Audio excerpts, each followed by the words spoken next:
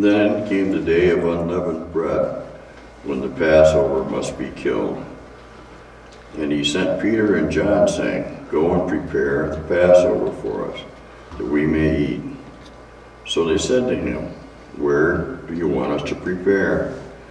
And he said to them, Behold, when you have entered the city, a man will meet you carrying a pitcher of water. Follow him into the house from which he enters.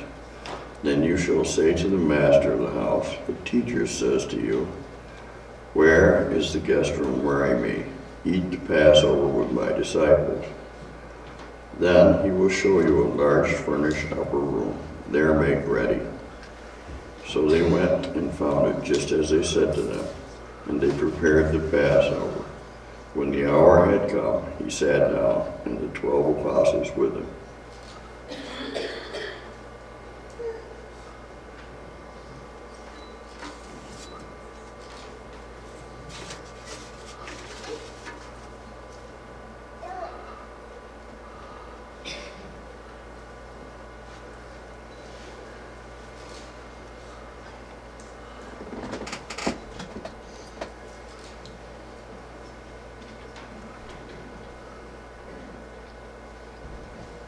My name is Nathaniel.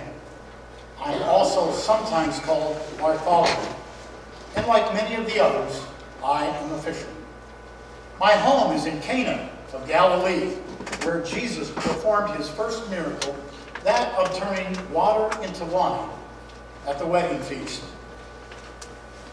I was a disciple of John the Baptizer, and it was John who introduced me to Jesus at Bethany beyond the Jordan River. It was my friend Philip who came to me and said, We have found him of whom Moses in the law and the prophets wrote, Jesus of Nazareth, the son of Joseph. I will never forget the question that I put to Philip that day, Can any good thing come out of Nazareth? Well, now I said it not in scorn, because Nazareth has such a poor reputation, but the town is of such little significance, a place where those of us that are familiar with her lanes and her alleys wonder why God would place his anointed in her midst. However, as that may be, Philip simply replied, Come and see. How do you know me? I asked Jesus. He answered, Philip, before I called you when you were under the fig tree, I saw you. In my country, when working mothers would go into the fields to work, they would place their little babies under the shade of the fig tree.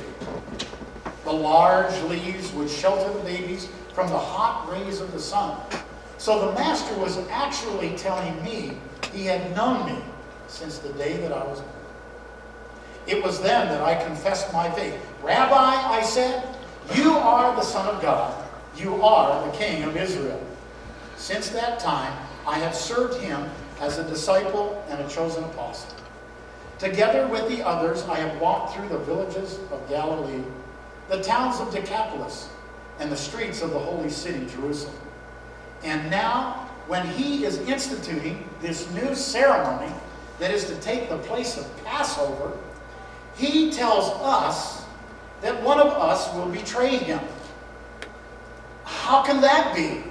How can a traitor be numbered among his closest friends? I keep asking myself, is it I? Is it I, Lord?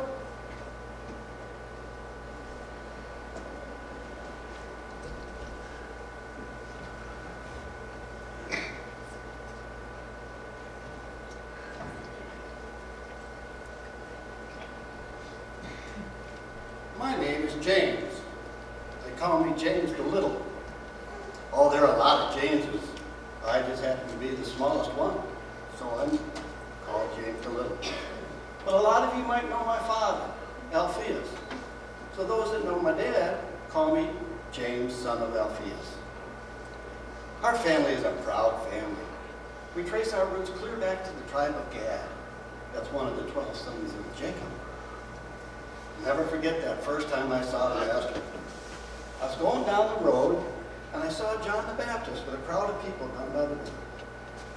and I saw Jesus walking up to John and saying, "Would you baptize me?" Well, John didn't want to do it. He didn't feel worthy. But Jesus insisted. So when Jesus was baptized and came up out of the water, the skies and the heavens opened up, and the Holy Spirit descended up on him like a dove. And we all heard a loud voice saying, "This is my Son, in whom I am well pleased." Later, Jesus asked me if I would be one of his disciples. Of course, I said yes. I'm glad to be one of your disciples. And that went on for quite a while. And about a year later, he asked me if I'd be one of his disciples, apostles. Oh, I stayed with him, I prayed with him, I walked with him, and I talked to him. I tried to learn everything I could about him and his Heavenly Father. And now, to hear that one of us is about to betray him? How could that be? The individual's got to be out of his mind. But I say to myself,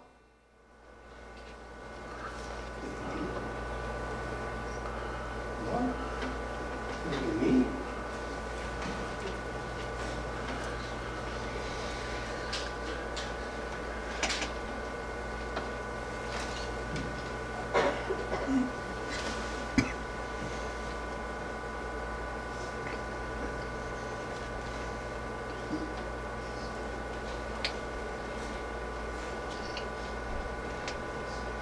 I'm Andrew. My brother, Simon Peter. I'm the man that brought my brother, Peter, to the Lord. I'm not a gifted man, but just an ordinary, average man, just like you, and you. But I've tried to do what I could to serve my master with the gifts and the talents that I have. The others call me Andrew the Bringer, because it seems like all I ever do is bring somebody else to Jesus. I brought my brother Peter to Jesus, and gradually watched the transformation in his life. I found the little lad with the 5 loaves and 2 fish that day when Jesus fed the 5,000. And as I watched him feed with so little, and as I saw everyone eat until they were filled, I was glad in my heart that I had brought the lad to the Lord. And now just recently, the Greeks came seeking the master. And once again I was asked to bring the Greeks to Jesus. He must have seen something in me that the others didn't, because he selected me as one of the 12 apostles. I've been very close to my master ever since. We have shared many a triumph and many a tragedy. I may not have been in the inner circle like Peter, but I wasn't in the outer circle either. I've been a friend and a companion to my Lord. What greater gift could life afford a fisherman? And now, one of us is going to betray him. It's unthinkable. Who could it be? How could he, in his own heart, live with him? Could it be Andrew the Bringer? Is it I? Lord, is it I?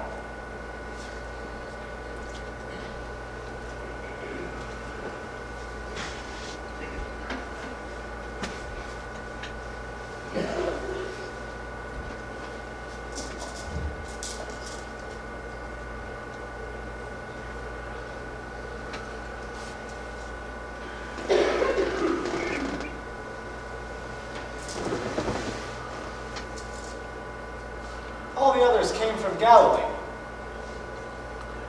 My home is in the village of Caria in Judea. Hence, I have known as Judas of Caria, or Judas Iscariot, the only Judean in the group. The others must have had confidence in me, because they elected me their treasurer. Jesus, he surely must believe in me, because he chose me to be one of the 12. Despite what the others say behind my back about my impatience, stinginess, and ambition, he believed in me. If he hadn't, he would have chose someone else in my place. Some say that I've appropriated these funds for my own use, and that Jesus' words about money and greed were personally directed at me. Others keep reminding me that Jesus was referring to me specifically when he said, "Did I choose you 12 and one of you is the devil?" Of course I complained when Mary washed his feet with that expensive ointment perfume. I think it was a grievous waste of money. And if I conspired with the chief priest and I have 30 pieces of silver on my person, I believe that's my own affair. I believe in Jesus, but someone has to force the issue. Make him assert himself as God's Messiah. He refuses to make a move. Well, I made one. He hints that he knows what I've done. He said so when he washed my feet only a few moments ago, and when we dipped our bread in the same dish. But I have my reasons. The nerve. My soul isn't as dirty as some think it is, nor is yours clean. And what would you do if you were in my place and wanted him to do something dramatic and startling to usher in his kingdom? What would you do? And if you were in his place, what would you do? Should I ignore this remark? Or, like the others, should I piously and self-righteously ask myself, is it I, God? Oh, is it I?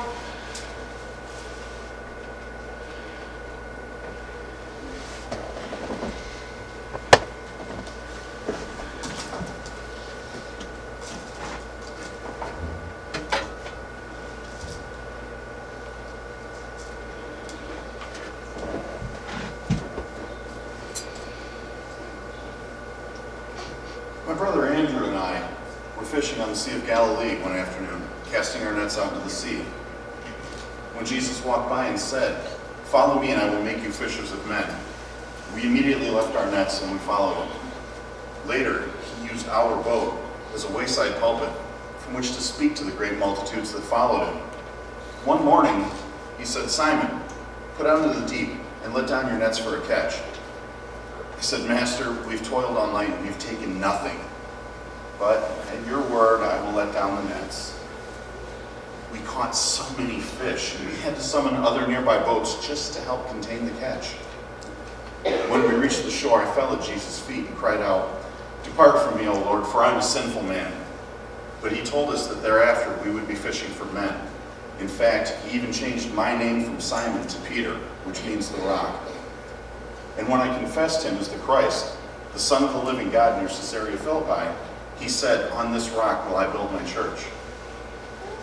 About a moment later, when I protested against his going to Jerusalem to suffer deaths at the hands of evil men, he rebuked me and said, "Get thee behind me, Satan."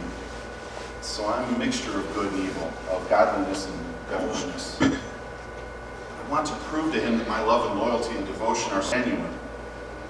Tonight, when he said that one of us would betray him, I promised to follow him even unto death.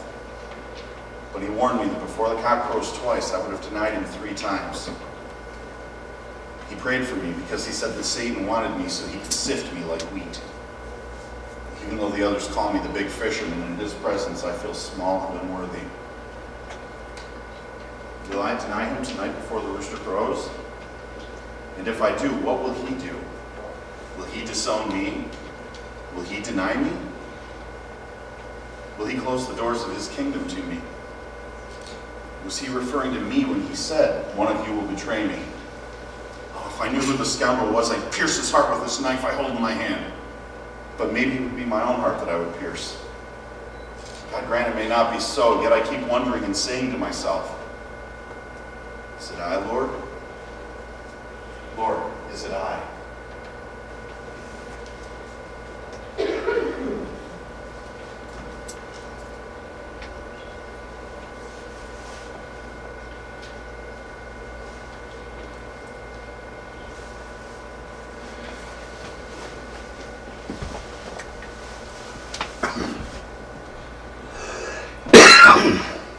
Jesus called Peter and Andrew, he came to me, John, and my brother James.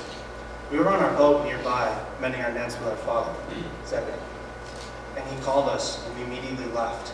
Left our father, left our boat, and we started to follow him. And ever since that day, I've tried to understand God by loving him. And sometimes I believe that he's as much of God that would ever possess a human life. And other times, I'm compelled to believe that he is the God who existed prior to creation. And he will continue to exist after the end of time and consumption of all ages. That he is the Word, and that God would speak to every person in every age for all time to come. And yet, I love him as a person, and he has returned my love. And sometimes he calls me the beloved disciple. And I have shared his trials, and I have shared his hours of victory. I was there on the Mount of Transfiguration, and we beheld his glory. He nicknamed James and I the sons of thunder, yet we're not boisterous men, quiet, or hard workers, and though we may be impatient with those who reject Jesus. But Peter and I completed the arrangements for the celebration of the Passover here in this upper room tonight, because he numbered us within his close, intimate circle.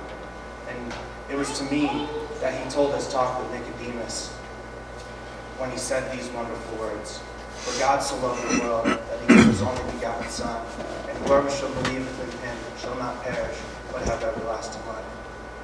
And someday I want to write down what he has said and the things that he has done, so that everybody can read it and know that Jesus is Christ, that he is the Son of God, and that if you believe in him, that you may have everlasting life in his name.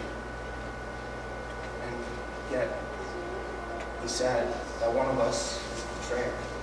I can't believe it. It's insane. But it must be true, or else he wouldn't have said it. Who could it be?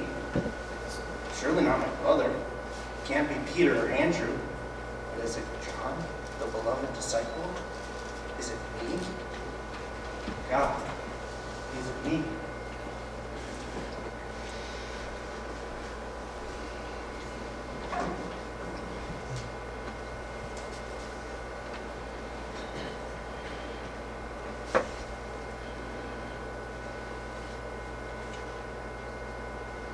I am Thomas, the twin,